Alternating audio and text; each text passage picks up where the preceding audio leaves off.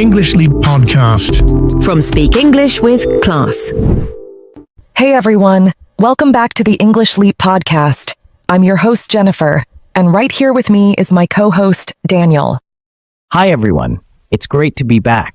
And Jennifer, I'm excited about today's topic. I think it's something we all need, sometimes more than we realize. Definitely. Today we'll talk about discipline and self-control. We'll share some stories, give tips, and of course have some fun while we learn. So Daniel, are you ready? Absolutely. And to all our listeners, remember, we're here to make English easy and interesting. If you learn something new today, then we've done our job. Oh, before we go further, don't forget there's a free PDF with all the key points from today's episode. So make sure to check it out in the description below. It's perfect if you want to follow along or review later. So Jennifer, let me ask you a question. Have you ever found it hard to stay away from your phone when you should be working? Oh, Daniel, don't get me started.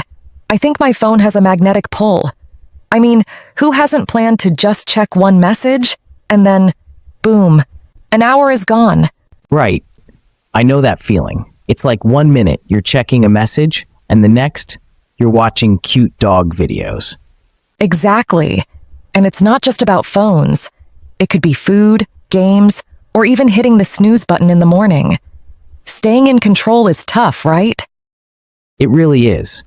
But that's why we're talking about this today, because we all face these challenges and we can learn how to deal with them together. So let's start with understanding discipline and self-control. Daniel, how would you explain discipline? Well, Jennifer, I'd say discipline is doing what you need to do, even when you don't feel like doing it. It's like getting up early for work on a cold Monday morning. You'd rather hit snooze and stay under the covers, but you get up because you know you have to. Oh, I know that feeling, especially when your bed feels extra comfy. I used to struggle with waking up for early workouts.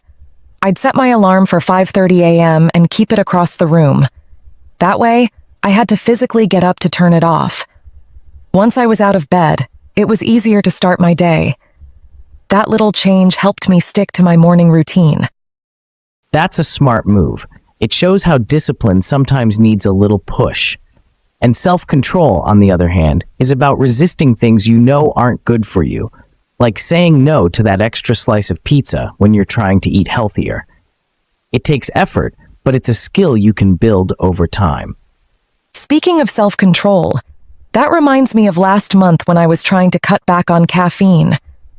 I'd always stop at my favorite coffee shop on the way to work. The smell of freshly brewed coffee was so tempting, but I told myself, just walk past it today. It wasn't easy at first, but after a week, it got easier. It's amazing how small wins can build up your self-control.